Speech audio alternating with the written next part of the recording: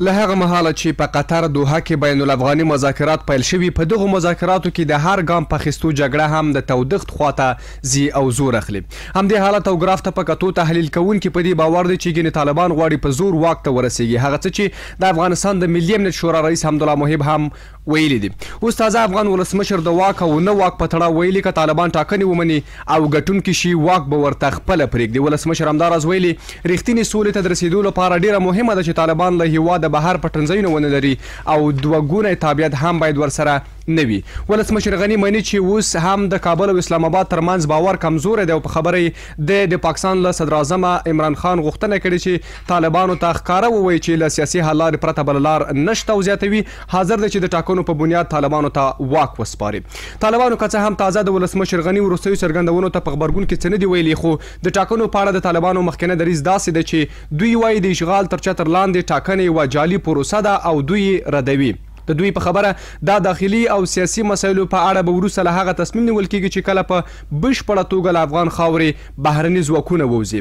واک ته د ټاکنو په بنیاد د طالبانو د رسېدو او رښتینې سولې په اړه د ولسمشر خبرې داسې وخت کې دي چې هلته له یوه پلوه په دوحه کې بین الافغاني مذاکرات مرګوني حالت کې ګڼل کېږي او له بل پلوه د امریکا نوی حکومت وایي چې له طالبانو سره د فبرورۍ په 29مه د امریکا هوکړه باید بیا وکتل شي. په داسې حال کې چې طالبان او پاکستان دواړه بیا ټینګار کوي چې د جو بایډن حکومت دی د امریکا او طالبانو ترمنځ پر شوې هوکړه ودرېږي.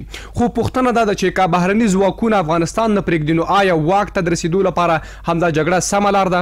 که طالبان په ټاکنو کې برخه واخلي نو څومره باور پرې باندې کیدلی شي؟ څومره به دغه پروسه رڼا او شفافه وي؟ یا هم که طالبان د واک لپاره جګړه کوي نو ولې محمد اشرف غني د جګړې پای لپاره له ټاکنو پرته واک نه خوشي کوي؟ قدرمنو اورېدونکو تاسو ته سلامونه وړاندې کوم د انعکاس په خبر او نظر خپرونه کې نن ورځ بحث په همدې موضوع د زمان الله زړور یم او د بحث لپاره راسره دوه قدرمن مېلمانه دي.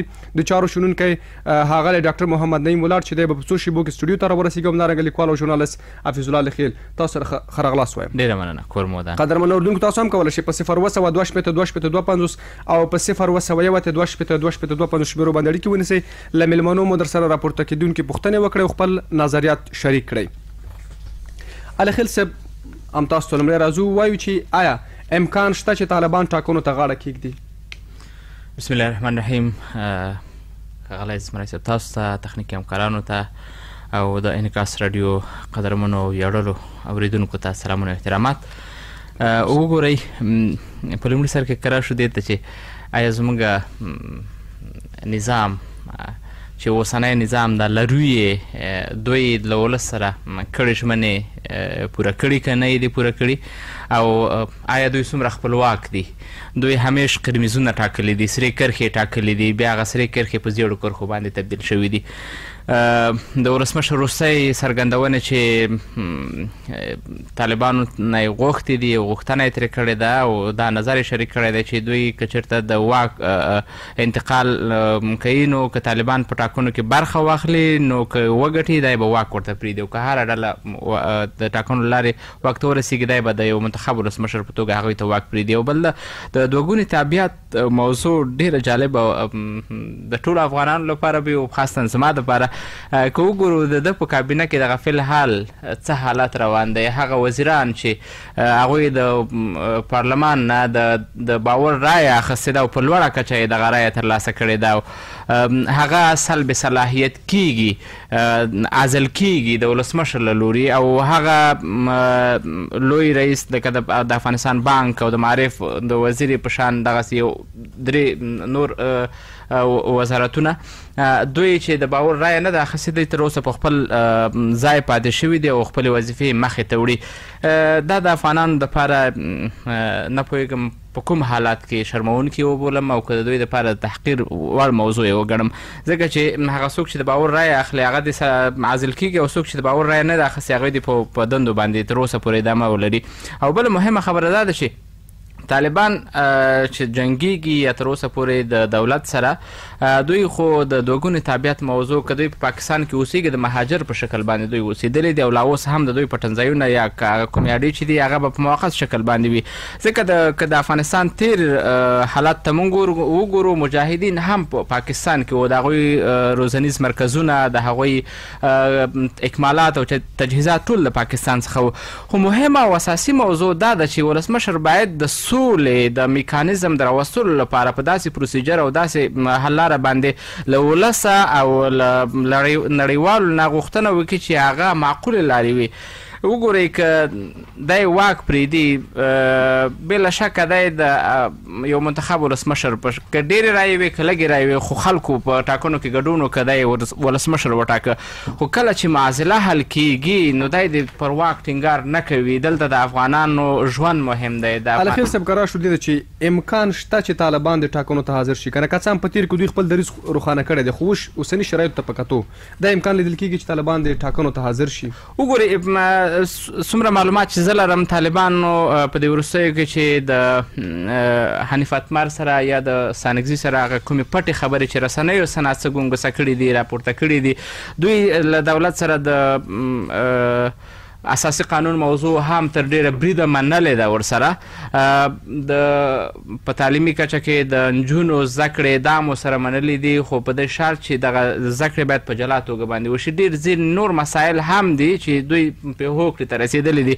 طالبان هم کېدلی شي نور له جګړې ستړي وي او امکان دی هم همدغه وي چې دوی به د امریکا نوي حکومت تر جوړېدو پورې چې د کابینې ځینې نوماند وزیران له کانګرس ته معرفي شوي دي د هغوی د جرګهګیو سره خبرې اترې کړې دي او د هوکړې پر هغوی چې امریکا ویلي چې موږ به د امریکا او د طالبانو ترمنځ پر هوکړه باندې بیا یوه کتنه وکړو. دغه موضوع ته به په تمه وي کېدلی شي طالبان هم نور جګړې ته ادامه ورنه کړي او دغه وروستی او زور به وي ټاکنو ته حاضر شي. ټاکنو ته به فلحال حاضر نشي. دوی به د یو موقت حکومت نیمګړي ته د واک د سپارلو لپاره حاضر حاضرېږي. بیا ولسمشر ولې داسې وړاندیز کوي؟ ځکه چې تاسو تحلیل کوي ممکن هغه هم په دې باندې پوه شي طالبان ټاکنو ته نه حاضرېږي. ولې بیا دا وړاندیز کوي؟ د ولس په سترګو کې خاوره اچوي که نه دی په دې باندې پوه دی چې هغوی حاضرېږي نه او یو خبره کوي یوازې. وګورئ ولسمشر د خپل واک د غځېدا دپاره دغه موضوع رامخته کړې ده رامنځته کړې ده. په کور دننه زموږ سیاسي اختلافات کېدلی شي د ارغندیوال په اوسنۍ موضوع باندې لا هم نوره کړکېچ نشي ځکه سیاسي د نظر یووالی به ورځ تر بلې وشیندل شي. ولسمشر به یو سیاسي ډله عزل کوي بله سیاسي ډله به رامنځته کوي. په دغسې حالت کې خپله د ولسمشر دغه وروستي سیاست ته هم صدمه رسېږي. ډېره مننه. ولاړ صاحب تاسو سره ګرځو ولې ولسمشر که تېر ته موږ ګورو تر ډېره پورې داسې وړاندیزونه شوي دي چې هغه طالبانو په بار سره یا امرد کړي دي یا هم د دې باور زیات وي چې نه مني. مثلا د اورباند وړاندیز دی د سولې وړاندیز دی یا هم په کور دننه د بین الافغاني مذاکراتو د دوی سره کول ول همدارنګه اوسنی وړاندیز چې په تېر کې ممکن شوی وي چې ټاکنو ته حاضرېدل که چېرته نه منونکي وړاندیزونه وي او ولسمشر یې کوي ولې وشي؟ بسم الله الرحمن الرحیم. تاسو ته محترم علي خیل صاحب ته او د نکاس رادیو مشرتابه تخنیکی کارکونکو او اوریدونکو ته السلام علیکم ورحمت الله وبرکاتو. وګورئ په دې ارتباط باندې ډېر بحثونه سوي دي او هر چا له خپل دیده نظرونه وړاندې کړي دي خو ای کاش د افغانستان سیاسیونو د افغانستان رهبرانو د افغانستان جهادي قوماندانانو داسې یو احساس لرودلی چې د افغانستان د ولسونو دغه ټپونو لپاره ملهم پټۍ پیدا کړې وای. تاسو وګورئ چې په افغانستان کې دغه جګړه څو کلنه شوه او د دې په څنګ کې که موږ د سولې په ارتباط بحثونه ګورو خبرې ګورو او د قطر هیواد چې د بین الافغاني سولې کوربه شوی هلته د دواړو ښکېلو خواو ټیمونه لاړ دي مخامخ سره خبرې کوي او د خبرو په لاره کې بعضې وختو کې خنډ او ځنډ واقع کېږي. که موږ د شته نظام په راز کې ولسمشر وګورو چې د افغانستان د ډېری ولسونو پرای رامنځته شوی ده. یقینا ټاکنې په هر ټولنه کې یو اصل ده، انتخابات یو اصل دي او د ټاکنو لارې یا انتخاباتو لارې کې یو مشر منځته راځي یقینا ولسونه به د هغه تر خوا ولاړي پلویان به لري ملاتړ به یې کوي. اوس دغسې اوازې راپورته سوي دي. وګورئ همیشه حکومت د سولې په ارتباط باندې خپل غږ پورته کړی ده او دا چې د عمل جامه چاره د ورغوستې هغه بیل بحث ده. تاسو د اوربند په ارتباط ویلی چې د اوربند رعایت نه سمانسته رانغی د سولې په ارتباط باندې ډېرې غوښتنې وسوي بین الافغاني موضوعاتو په ارتباط باندې افغان حکومت ډېر هلې ځلې وکړي همداشان افغان حکومت مشرتابه دا هم ویلي و چې دغه سوله د افغانستان په هر ولایت کې چې کېږي موږ حاضر یو چې هغه ولایت دوی په اختیار کې ورکو خو د حقیقت نه هیڅ وخت انکار نشي کېدلی څوک سوله غواړي څوک جنګ غواړي نو هغه څوک چې د سولې طرفداري سوله غواړي هغه باید لږ انعطاف نه کار واخلي گذشت نه کار واخلي هغه لارې چارې ولټوي چې دغه سولې کې د کومې هیوادونو لاسونه دي څنګه چې دغه جنگ په افغانانو ته پر شوی جنگ زموږ نه ده جنگ کې بهرني لاسونه دي همداشان د بین الافغاني سولې کې هم د بهرنیانو لاسونه دي وګورئ ترامپ خو خدای پاماني وکړه ولاړه په ځای واک جو بایدن ته ورته ورغی جو بایدن ته هم د افغانستان ولسونه سترګې په لار وو چې بهرني پالیسي په دې شکل چې یو څه ناسبه د افغانانو د خیر ښېګڼې لپاره وي بیا هم کوم کس بین الافغاني سولې لپاره د امریکای لخوا هیات ټاکل شوی بیا هغه ته دا واکو د اختیار ورکړ چې په دغه پروسې کې ته پوره معلومات لري دغه پروسې به بیا هم مدیریت کې زلمی خلیلزاد دا وظیفه وسپارله او د سولې د راتلو په ارتباط باندې جو بایدن ویلي چې زه د دوه د اوکرانه پوره معلومات نه لرم زبردار مشخصا دی خبره ترا شو چې هغه غوښتنې یا هغه وړاندیزونه چې ولسمشر په دې باندې پوهیږي یا هم باور زیات دا وي چې طالبان نه مني ولی بار بار تکراریږي دغه وړاندیزونه کولی دا د بل دریز نه غوړه کیږي کولی دا د افغانستان د ولسونو غوښتنه د افغانستان ولسونه بارها بارا د مرکزی حکومت نه د ارګ نه د ولسمشر دا غوښتي چې د افغانستان ولسونه سولې ته تګي د سولې د افغانستان د ولسونو مسلم حق ده افغانستان ولسونه په دې باندې پوي چې موږ سولې غواړو موږ له هغه چانه سولې غواړو چې موږ سره په جنگ کې ښکیل دي دوی خپل غږ پورته کړی ده او دا چې تر اوسه ولس لپاره وی یا د ولس غوښتنه وي کچیرته په دې باندې جګړه پای ته رسیږي لکه څنګه چې باور ده چې طالبان د واک لپاره جګړه کوي ولی ولسمشر غنی د ټاکنو نه پرته خپل واک نه پرېږدي وګورئ دا واک ولسمشر خپل نه ترلاسه کړی دغه واک دغه کلی دغه صلاحیت ولسونو ورته ورکړی ده نو دغه چوکۍ چې نن ولسمشر په ناسته د شخصي چوکۍ شخصي مقام نه ده چې د په زور یا ترلاسه کړی یا غصب کړی د ولسونو اعتماد د ولسونو باور ده چې ولسمشر غنی ته ورکړی ولسمشر غنی په دې باندې پیږي چې چیرته بدون د ټاکنو بدون انتخاباتو دغه واک زوی ته وسپارم د یو حالت براسي لکه تیر کلونو کې چې رامنځته شو خدا هډه مشکله خبره ده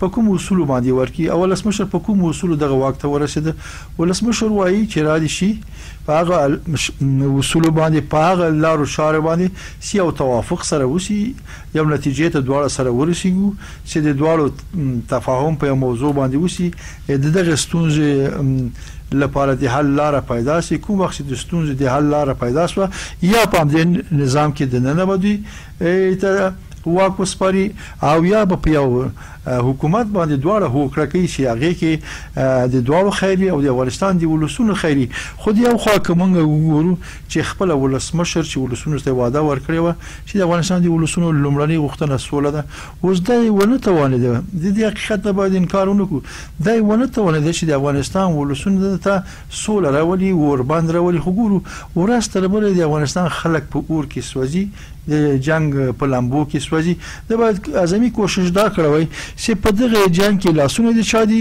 او په دغه سولې کې راوستلو کې ډیر تاثیرات دي چادي آیا د عربستان دي پاکستان دي د روس دي د چین دي د ایران دي بعد یو منطقوي اجماع رامنځته کړو دا نه تنها چې په داخل دیوار کې یو اعتماد او باور رامنځته نشو بلکې د منطقي اجماع هم رامنځته کړل موږ ګورو چې په داخل نظام کې دلته یواد کې د زمونږ سیاسيون زمونږ رهبران هغه څه غوښتل لري د پردې تر شاته یو خبره کوي مخامخ بل خبره کوي هغه هم کوشش دا کوي چې موږ د موقت اداري غوښتونکو نو موقت اداره په کوم شکل آیا دا موقت اداره د 15 شپږو نفرو د 15 شپږو کسانو غوښتنه ده چې د تیر موقت اداره کې هم دی غوښنسي دوی ډیر ژوند خسوي او ارګاو برګای پیدا کړی و د افغانستان د ولسونو ته د دوی مراجعه کول دا اړینه خبره ده. باید افغانستان ولسونو سره شریکه کی چې ستونزه چیرته ده، مشکلات چیرته دي، ناخواله چیرته دي، هغه ناخواله باید پیدا شي.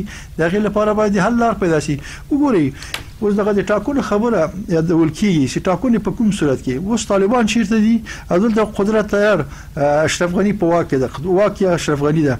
دا به ډېره مشکله شي په دغه حالاتو کې دوی څنګه ټاکنې ترسره کوي. ګوري هر هغه چا سره همدغه کې پوښتنه بل هم دا پیدا کېږي چې دوه ځل ټاکنې وشوې د ولسمشر غني او همدارنګه د عبدالله ترمنځ ټاکنې کې جنجالونه زیات راپورته شول. یعنی دوی هغه کسانو چې د حکومت په راس کې کسان شمیرل کېږي که چېرته د مخالفې ډلې سره ټاکنو ته کې چېرته سیالان سره ودرېږي، امکان دی وي چې دغه ټاکنې به رڼې یا شفافې ترسره شي یا بدون د دې نه چې غټې لانجې دې وشي دغه ټاکنې دې پای ته ورسېږي. تاسو وګورئ چې په امریکا کې امنیتي وضع تر کوم اندازې پورې ښه ده. ګوره امریکا د هر نګال یو قوي هېواد ده، که اقتصادي وګورو او که نظامي برخې ته وګورو له هر نګاله امریکا یو رسیدلې هېواد ده.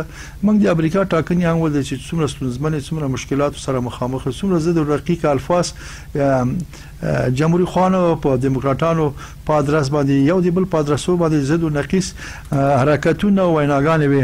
دغه ستونزې دغه مشکلات ته وګورئ. یو واري خو دوی په سلاو کې یو واري خو دوی سره متحد شي، یو واري خو په افغانستان کې یو اوربند راوړي، یو واري خو دوی خپل موضوع کې په یو موضوع باندې داسې عمیق بحث وکړي چې دغه د ستونزو د حل لپاره کومې لارې چارې پکار دي. اوس که موږ وګورو دغه څومره ټاکنې شوي، څومره انتخابات چې په دې خاوره کې شوي، دا ټول ستونزې او مشکلاتو سره مخامخ وو. ټول افغانانو خو په ټاکنو کې ګډون وکړ. که چېرته طالبان وایي چې موږ سره 80% خاوره په واک کې ده، موږ سره ډېر د افغانستان ولسونه یعنې ملاتړي دي، خو ملت باندې دی وکړي را دي شي همدغه نظام سره دی یو ځای شي او دغه نظام په ترکیب کې خپل حضور وګوري او دغه ولسونو د زخمونو لپاره د مالهم پټای کې دي او د دې په څنګ کې وګوري هغه لار شاره دی غوړه کې چې دغه کې د افغانستان د ولسونو خیری اوس منګه د موږ بحث باید دا وي چې څنګه کېدای شي چې د افغانستان ولسونو د ستونزو او مشکلاتو نه خلاص کې موږ په دې فکر کې چې څنګه کېدای شي د انتخابات دی وخت ورسیږي یا خپل اشرف غني واکي پاتې شي یا څنګه کېدای شي طالبانو ته واکي اختیار وکړي. دغه ملک ذات د دوی نه ده کنه. دلته ګوره ورونه ملتونه ژوند کوي، دلته موږ ډیر خلک لرو، دلته مختلف قومونه لري، قوم په خپل باطن کې د کار خلک لري، د خبري خلک لري، د مرکو خلک لري، د جرګو خلک لري، متخصص خلک لري، د کادر خلک لري. خو دوی دغه خلکو په سترګه کې خاوره چې اکثریت خلک اوس خاموش دي. دا خو نشي کېدلی چې د میمزر ما ټول زما تر اخره پورې بدوي واکي پاتې شي. باسه به تم راګرځو کلان راته وي چې تاسو وایي چې طالبان پر اختیار وایي چې واسه نه خبره دوی په خپل واکي لري، نو ټاکنه د حاضر شي کچې دغه خبره دوی اختیار کول غواړي او ټاکنه دی وګټي. وګوري زما دا افضل چې طالبان دي اوس دله په دې موافقه وکړي چې د افغانستان ولسونو ته په ابتدا کې اوربند راسي، په سوله باندې راځي سي او په دغه شته نظام کې د یو لارې چارې ولټوي چې څنګه کېدلی شي چې دغه نظام کې ځان داخل کړي، په خپل نظام کې ځان داخل کړي یا داسې یو نظام رامنځته کړي، داسې یو حکومت رامنځته کړي چې هغې کې د افغانستان د ولسونو خیري او د دواړو خواګانو کې خیري. داسې خو نشي کېدلی چې هر نظام دلته راځي د پردیو په اوږو بسپوري او په زور او په جبر راځي. که چېرته طالبان د بل چا په فشار، د بل چا په زور، د بل چا په همکاري راځي، بیا دلته هم دغه شته خلک دغه د زورواکي دغه بعضې رهبران دا بیا ځي بل هېواد ته پناه وړي، هغه هېواد هم بیا دوی بیرته مسلح کوي، بیا هم راوړي په همدې خاورې کې به جنګېږي. جنګ به د څه لپاره وي؟ د قدرت لپاره وي او پردي هېوادونه به د خپلو موخو لپاره دوی ته سلاح او مهمات او مادیات او معنویات په اختیار کې ورکړي. خو بدبختي دلته ده چې ولې زموږ مشران، ولې زموږ سیاسیون، ولې زموږ رهبران، ولې زموږ دغه دوه ټیمونه چې دواړه افغانان دي، د طالب مرکچي پلاوی او د افغان دولت مرکچي پلاوی، ولې د احساس د مسؤلیت نه کوي دغه ستونزې او مشکلاتو لپاره ولې د حل لار نه پیدا کوي؟ د افغانستان ولسونو تشویش په همدغه ځای کې تر څه وخت به افغانان د مرمیو د باروتو ښکار کېږي، تر څه وخت به د پردیو په اوږو باندې موږ سواره راځو او دلته به موږ ته قدرت سپارل کېږي. خو ټاکنې ښې دي وي په هغه صورت کې چې دلته آزادانه ټاکلي وي د افغانستان د ولسونو په خوښه او رضایت باندې اوسېږي. هر هغه څوک چې د افغانستان د ولسونو په رایه د هغه په اعتماد د هغه په باور باندې رایه ترلاسه کړله د هغه خپل ملاتړ لري. د افغانستان ولسونه به د هغه تر شا درېږي او که د پردیو په لمسو د پردیو په همکاري باندې دلته هر څوک راځي د هغوی کار د هغوی کارکردګي د هغوی سره د ولسونو ملاتړ نه دوی په خپل کار کې پاتې راځي. ډېره مننه. علي خیل صاحب تاسو مخکې یو څه په اشاره ویل چې طالبان په اوسني شرایطو کې نه غواړي ټاکنو کې حاضر شي. مخکې دوی دغه دریځ غوره کړی و. ولې طالبان اصلا ټاکنو کې ګډون نه کوي؟ هماغه د دوی دریځ چې دوی وایي چې د اشغال په صورت کې داخلي سیاسي مسایلو باندې دوی تصمیم نه نیسي په اوسني وخت کې. د همدغه دریځ د دوی صحیح دی که نه؟ دوی په دې باندې باور دی چې د ټاکنو په شتون کې به دوی ناکام شي او بری به ترلاسه نه کړي. وګورئ که دوی دا ویره لري چې موږ په ټاکنو کې ناکامیږو نو بیا دوی دغه روانه مبارزه د څه دپاره ده؟ که وګورو د اشغال خبره بل بحث او بله موضوع ده او روان د تاوتریخوالي د کشالۍ یا د معاصلې د حل لپاره اوسنۍ موضوع چې دوی له امریکایانو سره هوکړې ته ورسېدل خو له افغان حکومت سره لا تر اوسه پورې دوی په خبرې پسې روانې دي. دوی د نظر د یووالي د توحید لپاره هم په دې سلا شوي سره نه دي. په داسې حال کې چې موږ الحمدلله دواړه طرف افغانان دي او دواړه طرف ته مسلمانان یو او هم افغان پلاوی او هم طالبان.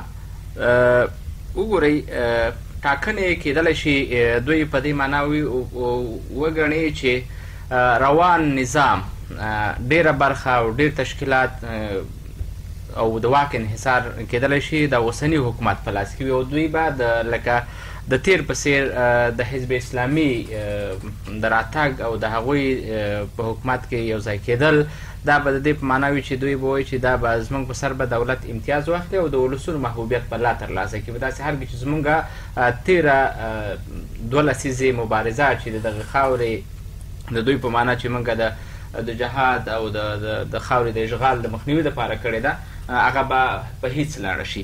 یو موضوع دا ده او بله موضوع دا ده کېدلی شي چې دوی وغواړي چې نړیوالو ته او په خاص توګه اوسني حکومت ته دا وښایي چې موږ که واک ته هم رسیږو له نظامي برخې به موږ لکه څنګه چې موږ واک ړنګ شوی ده بیا به هم واک ته د زور له طریقه چې امریکا په زور باندې موږ ووتلو بیرته به امریکا ته موږ زور وښودلو او د اوسني حکومت چې د امریکا تر ډېره بریده د هغې ملاتړ ورسره ده موږ بیرته نظام ته راغلو او نظام به بیا جوړ کړو. وګورئ اساسي او مهمه خبره دغه ده چې دلته نه افغان حکومت او نه هم طالبان د ولسونو قربانۍ ته ګوري او نه یې کتلي دي. دوی همیش د خپل واک د بقا او د واک د انحصار لپاره جګړې ته لمنه وهي او جګړه لا هم مخې ته وړي. که چېرته دواړه ډلې د افغان ولس د ښېرازۍ او آبادۍ لپاره کار کوي لکه څنګه چې بار بار دا ویل شوي چې انعطاف د دوی وکړي که طالبان د هغه د هم انعطاف وښیي او که دولت د هغه د هم انعطاف وښیي. دولت پابشاري دا ده چې زه د واک منتخب ولسمشر ته سپارم. طالبان وایي چې زه تا بیخي حتی په رسمیت نه پیژنم ځکه چې زما واک امریکا ړنګ کړی ده زه بیرته د امریکا نه د خپل واک د غوښتلو صلاحیت لرم. هغه د هوکړه ورسره کړې ده او هر شی چې کېږي د امریکا سره د هوکړې پر اساس دی زما هر شی تنظیم او ترتیب شي. په داسې حال کې چې حکومت وایي چې زه د ولس په رایه باندې راغلی یم. وګورئ اوسنی حکومت چې د امریکا نوی حکومت رامنځته کېږي د دوی دریځ هم لا روښانه نه دی خو داسې ویل کېږي چې دوی به ځینې تعدیلاتو ته په دغه هوکړه کې رایه ورکړي او دغه هوکړې کې ځینې موضوعات به تعدیل کړي. په داسې حال کې چې دا ډیموکراټان هم خپله د افغانستان د جګړې د ختمېدلو لپاره هلې ځلې کوي وایي چې دغه جګړه دې نوره پای ته ورسیږي خو ممکن د دوی پوځیان به په افغانستان کې د مۍ د میاشتې نه وروسته هم پاتې شي. ډېره مننه. ورځو یو څو اورېدونکي هم راخلو چې دوی کوم نظرونه یا که پوښتنې لري بیرته بیا راګرځو خپلې خپرونې ته. السلام علیکم. یو څو اورېدونکي راخلو دوی کولی شي موږ سره په 0 او په 0 شمیرو باندې اړیکې ونیسي. ښځه د ټلیفون دپاره انتخاب کوي او همدارنګه په د موضوع په تړاو پوښتنې او نظر شریک کړي. السلام علیکم. الو السلام علیکم. ستاسو غږ راځي مهرباني وکړئ. بل اورېدونکي راخلو. السلام علیکم. السلام علیکم. وعلیکم السلام. ستاسو نوم کوم ځای نه اړیکه نیولې؟ حکیم الله حسرت یم د چمتلې نه ګرانه. حکیم الله له چمتلې نه مهرباني وکړئ وروره موضوع ته لږ څرګنده کړه. تاسو راډیو واورئ کولی شئ بیا هم اړیکه ونیسئ او د موضوع په تړه خپل نظر شریک کړئ. بل اورېدونکی راغلو. السلام علیکم. علیکم السلام. رحیمي کلورم نه هینه تاسو سره پاړي. رحیمي صاحب مهرباني وکړئ. رحیمي صاحب تاسو یو زمنګ له هغه په اصطلاح ریګولر او د نظر خاوند اورېدونکی یاست. مهرباني وکړئ. علیکم السلام. کوم پلان ډول ډېر به وګڼه کومه ته نو خلکو د وخت ورته شي. مهمه خبره خدا ده چې د امریکا په شاهنامه کې تغییر راغی. جو بایدن جمهور رئیس شو او ترامپ په صحنې نه ووته. منتها جو بایدن په خپل ځای کې څه نه ویلي د افغانستان د مسلې په هکله، اما له هغه د بهرنیو چارو وزیر ویلي چې پروتوکول باندې به د سر نه نظراندازي وشي او دا چې نظراندازي څه وخت کېږي څنګه کېږي بیا جدا خبره ده. اما مهمه خبره دا ده چې محترم اشرف غني وایي چې انتخاباتو په صورت کې به زه د قدرت نه تېر شم. دا خبره بیا هم مبهمه په دې ده چې د انتخابات دوره د 15 کاله ده او تقریبا یو کال نه زیات وخت د تېر شوی دی. بله خبره دا ده، بله مهمه خبره دا ده چې زمونږ دپاره د دې ملت دپاره د جنګ کته کول دي چې جنګ کته شي او دا هم معلومه نه ده چې آیا انتخابات کېږي او طالبان دا ومني، آیا انتخابات دوی داخلېږي، آیا همدا اساسي قانون دوی مني او که یې نه مني. ځکه دلته د انتخاباتو قانون دی، دلته اساسي قانون دی، دلته نور قوانین دي. حال دا چې د هغوی په نظریاتو کې داسې ښکارېږي چې هر څه په دغه پروتوکول کې ګوري. د ده پروتوکول نه اخواته نه بل دوه مهمې خبرې کړې دي. هغه دا چې د یو خوا نه دوی وایي چې وزره بندیان نور خوښ شي او د ټول لیست لري زمونږ د خپلو نومونه ووځي. حال دا چې دوی بهرنیو هېوادونو ته سفر کوي، ویزې اخلي او هر څه کوي، اما دوی په ټول لیست کې نه دي. ډیره مننه رحیمي صاحب. نور اوریدونکي نه راخلو ځکه چې د خبرونې وخت را سره پای ته رسېدلی دی. تر ډیره پورې په لومړي سر کې موږ ونه توانېدو چې اړیکې واخلو. ولاړ صاحب راځو همدغه د رحیمي صاحب نظر او پوښتنه تاسو ته واضح کوو. تاسو باندې نظر ورکړئ. د جلال آباد نړۍ کې نیولې دی چې د امریکا حکومت یو خدای چې بدلون پکې راغی. جو بایدن د بهرنیو چارو هغه وزیر د ویل دي چې د په هوکړه باندې ممکن بیا کتنه وشي. د ویل چې مهمه خبره ده چې د ولسمشر دغه خبره مبهم حالت کې ځکه چې د ټاکنو ته ډیر وخت پات دی او دغه خبره کوي چې کچې طالبان ټاکنو ته حاضرېږي نو که وی ګټي دی واک پر خودو ته حاضر دی. یو خبره ده. بل دا وایي کچې طالبان ټاکنو ته حاضر عام شي، آیا هغه ستونزې چې دوی د حکومت سره لري لکه د اساسي قانون په چوکاټ کې یا هم نور ستونزې چې د حکومت سره دوی لري هغه په نظر کې نیول شوي دي که نه، که دغه خبره هسې بېسې کېږي؟ تاسو وګورئ رحیمي ورور څه کوم ارتباط نیولی یقینا د هغه نظر تایید وړ ده. د افغانستان ولسونه ټول تشویش لري او بې باوره دي. د باوري په دې کې دا موږ بارها دا ویلي چې د افغانستان روان جنگ د افغانانو جنگ نه ده. په افغانانو دا جنگ تپل شوی ده. په دغه جنگ کې د ډېری وادونو لاسونه دي او هر هېواد دلته خپل موخې خپل اهداف لري. ګوري د انتخاباتو په ارتباط که موږ ژور فکر وکړو څنګه چې رحیمي صاحب ورته اشاره وکړه څو کاله د اشرف غني د وخت تیر شو او څو کاله نور پاتې دي. زه فکر کوم چې همدغه پاتې کلونه به پام دې ناندري باندې تیر شي، دا چنوازي باندې به تیر شي، خو یو قدم به هم د سولې په ارتباط باندې قدم پورته نشي. د دې په څنګ کې رسید هم د حکومت لدی بانونه تیر شي، هم د طالبان لدی بانونه تیر شي. دومره وخت چې په دغه بانو باندې تیریږي دغه وخت په هغه لار باندې تیر کې چې څنګه کېدای شي د افغانستان د ولسونو لپاره داسې یو درمل پیدا کړي چې دغه ټاپونو لپاره دوا وګرځي. د بل خوا کې طالبان ټاکنو ته حاضر شي، نو طالبان ټاکنو ته حاضر شي چیرته به ټاکنې وکړي، زمینه سازي چیرته ده، په کوم اصول به وکړي، اعتماد باور اعتماد چیرته ده، د اعتماد فضا چیرته ده. نن په افغانستان کې څه حال ده؟ آیا ټاکنې په ولسوالۍ کې حکومت له خوا نه اعتبار او باور نشته که طالبانو په ساحو کې هم دی وي تر چتر لاندې تر وخت لاندې ساحو کې باور او نشته. په افغانستان کې دغه وو جنگ سره روان ده. دلته ډېر ګروپونه دي چې دغه تخریبي کړنې تر سره کوي. کله افغاني طالبانو او د افغان حکومت تر څنګ یو نتیجې ته ورسیږي، دې تضمین څوک کوي؟ دوی منځ کې به هغه قوي وساطت څوک وکړي.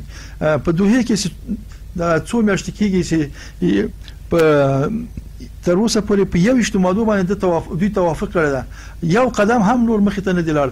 د خدای لپاره یو اوربند باندې هم تر اوسه دوی صلاح او مشوره نه ده کړې. دوی تر اوسه پورې هغه چانه‌بازي کوي چې څنګه موږ د ځان لپاره یو مقام یو قدرت ترلاسه کړو. دلته اصلا مسله دا ده چې دوی دا خوا او هغه خوا خپلواک نه دي، دغه واک د دواړو خواګانو پردای ده. دغه بیگانگان کوشش کوي چې خپل ګټي په څه کې کینی، په احمد کینی کې په محمود کینی. اوس اشرف غنی وایي چې زه واک د ټاکنو له طریقه پرېدم. کومه ټاکنې چیرته ټاکنې، کومه شفاف ټاکنې، اعتماد چیرته، باور چیرته ده؟ آیا په افغانستان کې د روان حالت څوک نه ویني؟ آیا د دې تضمین څوک کولای شي؟ دغه د تیرو ټاکنو تضمین چا وکړ؟ څومره ولسونه په دغه ټاکنو کې برخه واخیستله؟ خو موږ لرو 15 میلیونه. آیا واجد شرایط څو میلیونه وو؟ په دغه څومره کسانو برخه واخیسته؟ بیا هم ګیلې گزارې وي. خو په هر ترتیب باندې زه دغه خبره ډیر ستونزمنه ګڼم چې طالبان به ټاکنو ته حاضر شي، او دا ډیره مشکله ده چې اشرف غنی به انتخاباتو ته حاضر شي. د اس یو شواري خبرې دي، یو بل د فریب ورکول دي، د افغانستان د ولسونو پر سترګه کې خاورې اچول دي. کدلته امریکا ورسره ناتو د سیمې هیوادونه وغواړي یو زمینه سازي د دې وکړي چې اول دوی دې ته آماده کړي چې افغانستان ولسونو ته یو دایمي اوربند راسي او د دې په څنګ کې یو باعزته سول راسي. ولس به پام دی تشويش کوي کچیرته ولسمشر لټاکنو پرته واک نه پرېږدي. په تیر کام د ټینګار پام دی کړی دی او طالبان وایي چې وسنی شرایط یا هم د بهرنیو پښتون کې دوی ټاکنو ته حاضرېږي نه. ولس سره کومه لار شته چې دوی یو هیله منشي یا هم دوی باید څه وکړي؟ ګوري ولس بارها دا کوکاري کړی دي او د دوالو خوانې غوښتي دي چې وګوري د افغانستان د ولسونو د روان حالات وګوري چې ورته افغانان سوځي، سولې ته افغانان ضرورت لري، امن ته افغانان ضرورت لري. ولس ته اوس په کار ده چې په قوي متحده موټو باندې په دوالو باندې غږ وکړي، په دوالو باندې یو فشار راوړي. خو ولس هغه فشارونه تر خپل واسو توانه پورې راوسی. ولس فشار بچي لارو تر وته کوڅو تر وته غږونه خپل پورته کړ. خو اساسي خبره وزدلته ده موږ همیشه دا ویلي چې جنگ کې خیل یو برخه طالبان دي په څنګ کې امریکا او سره ناتو. کچیرته امریکا او ناتو غړي، کچیرته امریکا او ناتو غړي په دې دوړو فشار راوړي، هم په حکومت هم په طالبانو باندې. ستونزه چیرته ده؟ مشکل چیرته ده؟ او امریکا قوي وساطت وکړي د دوړو ماس هم د طالب هم د افغان حکومت ترمنځ کې چې ملامت څوک ده او سلامت څوک ده پس لاغه معلومیږي. خو موږ په دې باندې پیګو، موږ په دې باوري چې د افغانانو د وینو تیریدونه بهرنیان خوند پورته کوي او د جنگي ډلو ګټه په جنگ کې ده. موږ وایو چې په دغه 50 کلو کې یو خوونه توانیدي چې په جنگ کې بریا ترلاسه کړي، په جنگ کې برای نشته او په جنگ کې قدرت هم نشي ترلاسه کولای. هر هغه ډله چې د جنگ لارې قدرت ترلاسه کړي هغه سره ولسونه ملاتړ نه کوي، هغه به تر یو وخت او زمانه پورې وي. خو د افغانستان ولسونه تګي سولې ته د سوله غواړي. ولې سوله لچانه غواړي؟ اوس دوی ما ایران پاتې شي، موږ وسوله لچانه غواړو. ولسمشر غنی وعده کړی وي چې د افغانستان ولسونو لومړنۍ غوښتنه سوله ده. اوس طالبان هم د وایي چې موږ د افغانستان د ولسونو د خیر لپاره کار کوو. نو چې تاسو دواړه د خیر لپاره کار کوي، د خطر کې ناشته کوربتوب خطر کوي، خو د خدای لپاره خپل منځو کې کېږي لډیر مسائل نه هغه مسائل چې د تاسو شخصیت پورې اړه یعنی شخصي ګټې درته رسي مقامونه تیر سي لګ نرمخ نه کار واخلي. هغه لار غوړه کې چې پاغه کې د افغانستان د ولسونو خیری، د افغانستان د زوریدل ولسونو خیری. اوس دلته چې موږ بارها دا ویل دي چې سوله خو هغه څوک غواړي چې د جنگ نه متضرر دي، هغه څوک سوله نه غواړي چې په جنگ کې غښتلي شوي دي. اوس که ټاکنې تر سره کیږي دې ته خو د افغانستان ولسونه د سوچ کې دي چې دا ټاکنې به چیرته تر سره شي، څوک به تر سره کی، نظارت به څوک کوي، دغه اعتماد به څنګه رامنځته شي. او اشرف غنی د وایي چې زه انتخاباتو ته حاضر یم. حکومت انتخابات دی، تا خو تر اوسه پورې 2 کال یا 3 کال وخت نورم پاتې ده. دا به تر هغه پورې دا شنبازي تر څو چې د اشرف غنی خپل وخت او زمان سره پوره شي او طالبان هم تر هغه پورې د خپل دریز باندې ولاړ شي. موږ بنديان خوشی کول غواړو، موږ قانون اساسي کې بدلون غواړو د بهرني نظامیانو وتل غواړو د څنګه به نورې بانې را پیدا کړي دوی ته هغه پر د بانې کې سیمنګ دغه نظام امریکایان اخیسته د امریکایانو په زور باندې زمونږ دغه امارات نړیدل ده او د امریکایانو ته دا قناعت ورکو هغه ته خپل زور خيو چې د عمل په سانه کې څنګه چې موږ قدرت اخیسته د موږ نظام په پرځول ده همداسې به امریکایان موږ سره د لیګي خپل هغه اخیستل شوی نظام به موږ بیرته سپاري دا د زما په نظر باندې طالبانو هغه ځلې هغه غوښتنې هغه فشارونه دي چې هم په امریکایانو راونی او هم دلته په داخل د افغانستان کې داسې نظامی کړنې تر سره کوي چې بهرنیانو ته وخی چې موږ سره دغه طاقت سره چې په حکومت فشار راوړو چې موږ ته خپل پرځیدل حکومت بیرته وسپاري خو موږ وایو چې دلته بدبختی دا ده چې د افغانستان ولسونه ورکه سوځي د جنگ لمبو کې سوځي دغه جنگ د افغانانو په خیر نه ده خبره ده چې دواړه خپل خو سره کینی د قوي وساتت وشي او یو بل ته قناعت ورکړي ترڅو د افغانستان ولسونو ته وربان او دایمي با عزت سول راځي ډیر مننه ولر صاحب علي خل څخه پروسوي کې تاسو نه پوښتنه غوښتنه بل پوښتنه کوم در سره وخت سره کم ده الته په پلو کې په دوحه کې د طالبان او افغان حکومت ترمنځ د سولې خبر روان دي بل پلو ولسمشر ځینې غټ وړاندیزونه کوي د ټاکنو تر سره د طالبانو د ټیم پښتون کې او کده سولې خبرې چې په دوحه کې روان دي کوم یو د افغانستان د سولې لپاره ښه نتیجه ورکول شي وګورئ د ټاکنو موضوع فکر نه کوم چې په اوسنیو شرایطو کې د افغانانو لپاره مهم وي اوسنۍ موضوع سولې ته رسیدل دي د افغان ولس د غوښتنه ده چې باید دوی په هر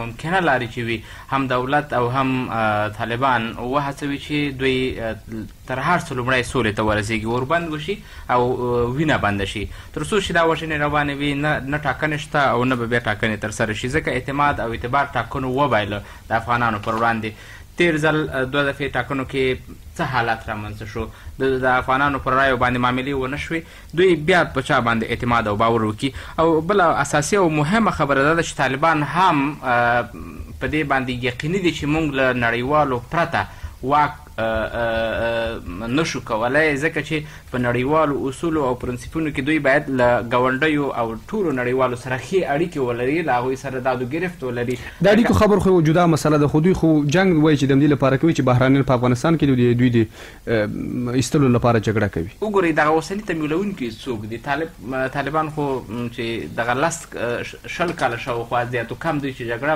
مخې ته وړي دا خو په یوازې نه کېږي په یوازې ځان خو نه کېږي چې دوی د ډوډۍ وخوري او بس جګړه دې رامنځته شي دلته د دوی تر شا ډېر لوی قدرتونه شته دی حتی که ووایو چې چین ده روسیه ده ایران ده پاکستان خو لا له وخته حمایه کوونکی و دا هغه هیوادونه دي چې دوی به په راتلونکي کې چې د دوی نظام ترلاسه کړي یا ته واخلي کیدلی شي د دغو هیوادونو سره او د نړۍ د نورو هیوادونو سره بالخصوص ښې اړیکې ولري او ولسونه مخکې تاسو یادونه وکړه ولاړ صاحب هم نظر پرې وکړه ولسونه فلحال په داسې یو حالت کې قرار لري چې دوی هیڅ غږ نشي پورته کولی دوی څو ځلې راجګ شول د لاریونونه د دوی وځپل شول د دوی غږونه خپ شول حتی دغه اوس مهال کې که څوک د سولې غږ پورته کوي دوی ترور کېږي ولس په یو مبهم حالات کې دی د دغه حالت د وتلو دا د دولت مسؤلیت او وجیبه ده چې د دغسې خلکو د غږ د بدرګۍ دپاره د ولسونو